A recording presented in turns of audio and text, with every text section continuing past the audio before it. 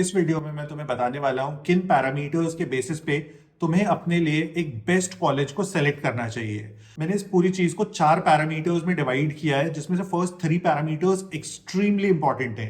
Fourth parameter जो है वो थोड़ा सा लाइटर है, लेकिन फर्स्ट 3 एक्सट्रीमली एक्सट्रीमली इंपॉर्टेंट है। शायद तुम समझ पाओगे जब हम लोग उसको डिस्कस करेंगे। तो let's start with the first parameter. 99% लोग बोलते हैं first parameter should be NLU tag, कि एनएलयू टैग है, विच मींस कॉलेज तुम्हें एनएलयू ही लेना चाहिए। जो भी तुम्हें कॉलेज मिल रहा है उसके सामने एनएलयू टैग की तरफ तुम्हें जाना चाहिए। तुम एक बार इमेजिन करो, सोच के देखना, तुम कॉलेज क्यों जाना चाहते हो? क्या कॉलेज तुम फिलैंथ्रोपी के लिए जाना चाहते हो? क्या दान पुण्य करने के लिए जाना चाहते हो? तुम्हारा कॉलेज जाने का मेन ऑब्जेक्टिव है टू अर्न मनी, पैसा कमाने के लिए, प्लेसमेंट लेने के लिए तुम कॉलेज जाना चाहते हो। तो अगर तुम प्लेसमेंट लेने के लिए ही कॉलेज जाना चाहते हो तो तुम्हारा फर्स्ट पैरामीटर शुड बी कि कौन सा कॉलेज तुम्हें बेस्ट प्लेसमेंट दे सकता है among the available options.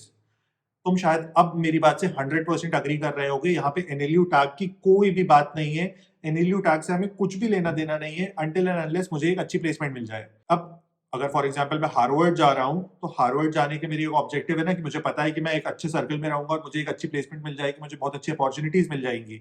Same यहाँ पे भी है कि अब हमारे सामने जितने भी ऑप्शंस हैं, हो सकता है तुम्हारे सामने कोई प्राइवेट कॉलेज हो सकता है तुम्हारे सामने कोई गवर्नमेंट कॉलेज हो, या जो भी कॉलेजेस हैं, हो सकता है तुम्हें एक अफोर्डेबल कॉलेज चाहिए हो जिसकी फीस एनुअली 1 लाख से कम हो। तो इन सारी चीजों को हमें एक ही पैरामीटर पे टेस्ट करना चाहिए कि मेरा लॉन्गर रन का गोल क्या है। अगर मेरा लॉन्गर रन का गोल प्लेसमेंट है, तो अब उसके लिए मुझे रेडी होना चाहिए कि मुझे इन्वेस्ट करना पड़ेगा। जैसे फॉर एग्जांपल सिम्बाइसिस या एमिटी या इस तरह के जो भी कॉलेजेस अच्छी प्लेसमेंट दे रहे हैं, मुझे इसी इंटेंट से कॉलेज को लेना चाहिए। अब बहुत सारे एनएलयूज हैं, बहुत सारे टियर 3 के बॉटम एनएलयूज हैं जहां का अभी तक कोई भी प्लेसमेंट रिकॉर्ड नहीं है, जो कि न्यूली स्टैब्लिश्ड है, या फिर कुछ स्टैब्लिश्ड एनएलयूज हैं जिनका प्लेसमेंट रिकॉर्ड आज तक बहुत ज्यादा अच्छा नहीं रहा है।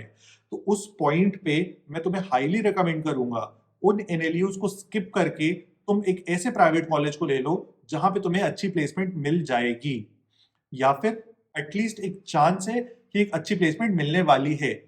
जैसे मैं एक दो एग्जाम्पल देता हूं, शायद तुम अग्री रिलेट कर सकते हो, लेकिन ये याद रखना ये मेरी पर्सनल ओपिनियन है, इसका कोई भी कहीं पे तुम्हें कोई फैक्ट नहीं मिलेगा।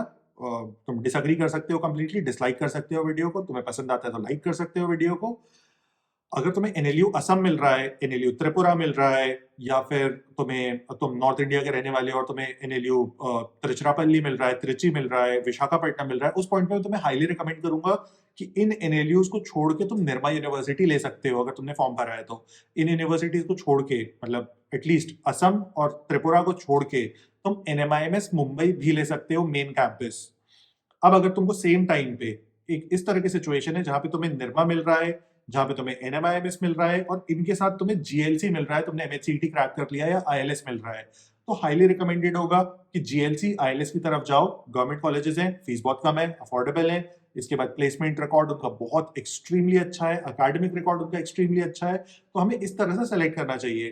प्राइमरी गोल प्लेसमेंट होनी चाहिए अगर तुम लेना चाहते हो तो। अब तुम बोलोगे मैं तो लिटिगेशन करना चाहता हूँ, मैं तो जुडिशरी करना चाहता हूँ, तो मुझे किस बेसिस पे कॉलेज को कंसिडर करना चाहिए? तो इसके लिए हम लोग आ जाते हैं सेकंड पैरामीटर पे। Second parameter is NLU tag. वापस आ गए उसी चीज पे। तो एनएलयू टैग इसलिए इंपॉर्टेंट है क्योंकि एनएलयू आपको एक सिक्योरिटी प्रोवाइड करता है, एक बेसिक अमाउंट की सिक्योरिटी प्रोवाइड करता है कि एटलीस्ट यहाँ पे अकेडमिक्स तो बहुत अच्छा होने ही वाला है। मोस्ट ऑफ द एनएलयूज का अकेडमिक्स बहुत ज्यादा अच्छा है। हो सकता है उनके प्लेसमेंट बहुत अच्छे ना हो, लेकिन उनके अकेडमिक्स तो आप मान के चलो 19-20 का डिफरेंस आता है, लेकिन बहुत अच्छा होता है। सारे ही एनएलयूज की फैकल्टीज बहुत ज्यादा अच्छी होती हैं। बहुत डिफिकल्ट प्रोसेस से हायर किया जाता है एनएलयूज में टीचर्स को, इसलिए भी उनकी क्वालिटी बहुत ज्यादा अच्छी होती है। और तुम एक लास्ट क्वेश्चन पूछ सकते हो कि एनएलयू टैग मैटर करता है कि नहीं। तो डेफिनेटली एनएलयू टैग मैटर तो करता है। अब अगर तुम इमेजिन करके देखो, तुम किसी इंटरव्यू में जा रहे हो, वहां पे तुम्हारे सामने 2 स्टूडेंट्स आ रहे हैं, 2 एस्पिरेंट्स आ रहे हैं जो जॉब लेने के लिए आ रहे हैं। एक एस्पिरेंट की एक नॉर्मल कॉलेज की डिग्री है। जैसे एग्जाम्पल देता हूं मैं, मेरे वक्त पे जब मैं लॉ कर रहा था, एमिटी यूनिवर्सिटी की बहुत ज्यादा अच्छी रेप्यूटेशन थी, लेकिन आज जानते हो तुम एमिटी यूनिवर्सिटी की बहुत ही धुली हुई रेप्यूटेशन है।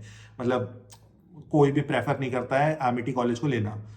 तो प्राइवेट कॉलेजेस के साथ ये एक बहुत बड़ी प्रॉब्लम है कि उनकी रेप्यूटेशन ऐसे ऊपर नीचे होती जाती है स्टॉक मार्केट की तरह।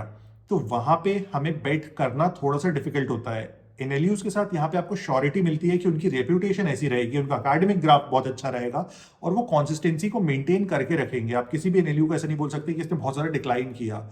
ये हो सकता है कि कोई एनएलयू बहुत ओवर परफॉर्म कर रहा है, जैसे फॉर एग्जांपल एनएलयू जोधपुर ने किया है, over the years over perform कर गया है, वो एनएलआईयू से ज्यादा अच्छा आज माना जाता है। जीएनएलयू ओवर परफॉर्म कर गया, लेकिन आप ये नहीं बोल सकते कि एनएलआईयू खराब परफॉर्म कर रहा है। तो इसलिए मैं आपको हाईली रिकमेंड करूंगा, अगर आपका गोल जुडिशरी है, आपका गोल लिटिगेशन है, तो आपके लिए सबसे इंपॉर्टेंट चीज है बेस्ट क्वालिटी ऑफ एजुकेशन। वो आपको एनएलयूज ऑफर करते हैं प्राइवेट कॉलेजेस के साथ, क्योंकि एक सेकेंडरी प्रॉब्लम भी होती है। इमेजिन करके देखना फिर से एक सिचुएशन जहां पे मैं एक पर्सन हूं या तुम एक पर्सन हो। अब हम लोग एक प्राइवेट कॉलेज में काम कर रहे हैं, फॉर एग्जाम्पल निरमा में काम कर रहे हैं, तो निरमा में मेरी एक सैलरी होगी, मैं एक प्राइवेट जॉब पे हूं। लेकिन अब इमेजिन करना, इस इंसान को एक जॉब मिल जाती है एक नेशनल लॉ यूनिवर्सिटी में। मान लो एक ठीक ठाक नेशनल लॉ यूनिवर्सिटी में जॉब मिल गई, जैसे कि RGNUL पटियाला। तो क्या मैं निरमा में काम करने के लिए इंटरेस्टेड हूँ टीचर रहने में, या फिर मैं पटियाला में टीचर होने में इंटरेस्टेड हूँ एनएलयू पटियाला में? तो ऑब्वियसली मेरा आंसर बहुत ज्यादा सिंपल होगा कि मैं एनएलयू पटियाला का टीचर बनना चाहूंगा। तो इस तरह से ये जो टीचर्स होते हैं, इनके पास ये कंटिन्यूसली अपने लिए बिगर अपॉर्चुनिटीज को सर्च करते रहते हैं, जो कि एक बहुत ही बेसिक ह्यूमन बिहेवियर है।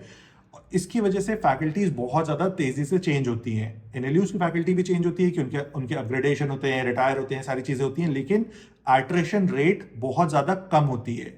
Third point is exposure. Exposure के साथ लॉ की फील्ड में एक छोटी सी प्रॉब्लम देखी गई है ओवर द इयर्स। आप फिर से बहुत ज्यादा रिलेट कर पाओगे, समझ पाओगे।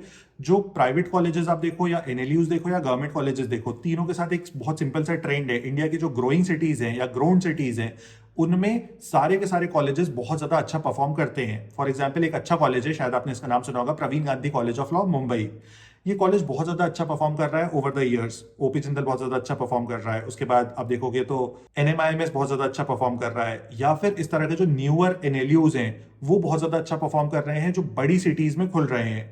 बड़ी सिटीज के साथ एक बहुत सिंपल सा बेनिफिट होता है कि उन सिटीज में वो सारी चीजें होती हैं जो लॉ स्टूडेंट्स को चाहिए होती हैं। For example high courts, law firms, businesses, क्योंकि लॉ ग्रेजुएट्स को यहीं पे सबसे ज्यादा जॉब्स मिलती हैं। आप एक बहुत सिंपल सा लॉजिक समझना, जहां पे प्रॉब्लम होगी वहीं पे वकील की जरूरत होगी। तो अब प्रॉब्लम कहां पे होती है? जहां पे ज्यादा लोग रहेंगे, जहां पे ज्यादा पैसा होगा। पैसा ऑटोमेटिकली प्रॉब्लम्स को लेके आता है, फिर उन प्रॉब्लम्स को वकील सॉल्व करते हैं। तो इसलिए बड़ी सिटीज में आपको ज्यादा बेहतर एक्सपोजर मिलता है। या फिर अगर आप एक छोटी सिटी में भी जाते हो किसी कॉलेज में, तो भी आप मान के चलो आपको इंटर्नशिप करने तो हमेशा बड़ी सिटी में जाना ही पड़ता है। तो आप प्रेफर कर सकते हो कि आप एक बड़े शहर का ही कॉलेज ले लो, तो कि कंटिन्यूसली आप इंटर्नशिप्स पे भी ध्यान दे सको। लास्ट एंड सबसे least important parameter is return on investment, ROI। अब ROI के साथ क्या होता है कि हमने कितना पैसा इन्वेस्ट किया, अब मुझे फर्स्ट ईयर में कितना प्लेसमेंट मिल जाएगा। हम इन दोनों चीजों को कंपेयर करते हैं। फॉर एग्जाम्पल मैंने 5 साल के कोर्स में टोटल 10 लाख रुपीज इन्वेस्ट किया अपने कॉलेज एजुकेशन में। अब ये हो सकता है कि मैंने कॉलेज प्लस हॉस्टल में मिलके इन्वेस्ट किए 10 लाख रुपीज।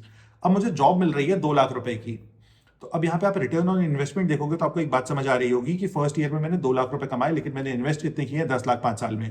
तो अब मेरे को कम से कम, क्योंकि मेरी भी करियर में ग्रोथ होगी, तो 4 या 3.5 साल लग जाएंगे अपने इन्वेस्टेड पैसे को निकालने में। और इंडिया में इन्फ्लेशन भी होती है, इन्फ्लेशन पूरी दुनिया में ही होती है, लेकिन इंडिया में अप्रोक्सीमेटली 7 to 8% इन्फ्लेशन होती है। तो अब अगर आप इस इन्फ्लेशन से कंपेयर करोगे उस चीज को, तो आपको अपने पैसे को रिकवर करने में मिनिमम 5 इयर्स लग गए, अगर आपको एक बहुत अच्छी जॉब नहीं मिलती है तो। शायद आपको पता होगा यही प्रॉब्लम जो बहुत महंगे प्राइवेट कॉलेजेस हैं वो फेस करते हैं। फॉर एग्जांपल ओपी जिंदल की जो फीस होती है अप्रोक्सीमेटली पर एनम की 10 लाख रुपए होती है, जिसमें आपको वो 50 लाख का लॉ करा देता है। अब 50 लाख का लॉ करने के बाद अगर आपको 20 लाख का भी प्लेसमेंट मिल जाता है, तो प्लेसमेंट बहुत ज्यादा अच्छा नहीं है। शायद तुमको रिटर्न ऑन इन्वेस्टमेंट के पैरामीटर पे समझ आ रहा होगा कि आपको इस अमाउंट तक पहुंचने में ही 3-3.5 साल लग जाएंगे। लेकिन ये है कि इन द लॉन्गर रन ये चीज आपको हेल्प भी कर सकती है कि 20 लाख के पैकेज पे अगर आप स्टार्ट कर रहे हो तो आप बहुत तेजी से ग्रो भी करोगे। तो ये कुछ बेसिक पैरामीटर्स हैं। ROI हालांकि इतना ज्यादा इंपॉर्टेंट पैरामीटर नहीं होता है इस फील्ड में, MBA में बहुत ज्यादा इंपॉर्टेंट पैरामीटर होता है। लेकिन जो मैंने फर्स्ट 3 पैरामीटर्स आपको बताया, उन पे आप बहुत ज्यादा कंसिडर कर सकते हो। Number 1 is placement, number 2 is NLU tag, and number 3 is faculty, number 3 is exposure, fourth is return on investment. आपको देखना है तो देख सकते हो। और आपको किसी भी कॉलेज से रिलेटेड कोई भी क्वेरी है तो आप मेरे को डायरेक्टली रीच कर सकते हो, मैं आपकी 100% हेल्प करने के लिए रेडी हूँ। और बाकी तो हम लोग मिलते रहेंगे, कमेंट कर देना कोई भी डाउट क्वेरी क्वेश्चन हो तो। And see you and bye bye.